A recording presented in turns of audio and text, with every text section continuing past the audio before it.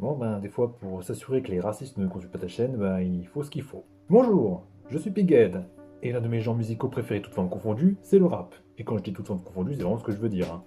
Le boom bap et ses revivalistes, le cloud rap, le rap expérimental, le rap industriel, la trap, cette sphère de rappeurs étant particulièrement beaucoup sur internet, je pourrais passer des heures à vous faire une grande explication, mais le point est que j'adore le rap. Vraiment. Mais beaucoup de gens, contrairement à moi, semblent penser qu'après 2024 et l'année exceptionnelle que le rap US a connue, eh ben, le genre est en train de connaître une période de déclin. Donc en tout cas, ça devient vraiment morne pleine. Un phénomène que les Américains qualifient de rap fatigue. En quoi ça consiste? Je sais pas. Parce que les quelques trucs que j'en ai vus, ça donnait vraiment, il y avait vraiment un sous-texte assez rance dans ce qu'il disait. Et qu'aussi, ben, je n'ai pas vraiment personnellement cette impression vis-à-vis du rap. Artistiquement, il y a beaucoup trop de voix différentes et de variétés pour que j'ai vraiment cette impression. Et c'est pour ça que cet épisode est là pour vous conseiller quelques essais vidéo faits par des personnes noires qui connaissent au moins un peu la culture et qui vous diront des choses bien plus intéressantes à ce sujet que votre streamer fave qui n'a écouté que 2 morceaux de Playboy Carti dans sa vie et qui vous dira 50% de conneries. The Most Dishonest Discourse on the Internet par Lil Bill. Ce dernier s'emploie dans cette vidéo à démonter l'hypocrisie de l'argument cette rap fatigue en prenant pour exemple un genre musical qui a pris beaucoup de trucs au rap ces dernières années, mais celui duquel bizarrement les gens ne semblent pas fatigués.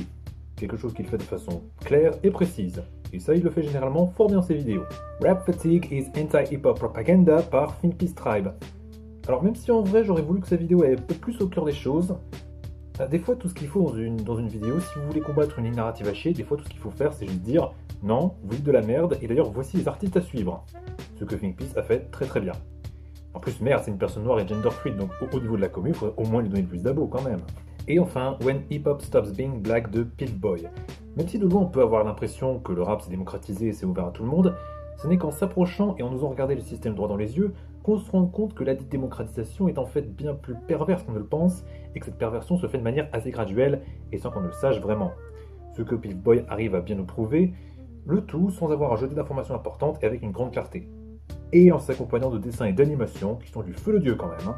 Et voilà, en espérant que tous ces essais vous intéresseront, surtout si vous pigez bien l'anglais, et surtout, n'oubliez pas que peu importe leur façon de rapper, leur nationalité et tout, eh bien n'importe quel rappeur à la Metro Games ou Future aura toujours plus de talent que Edin Ross et 6ix9ine. Voilà, bisous!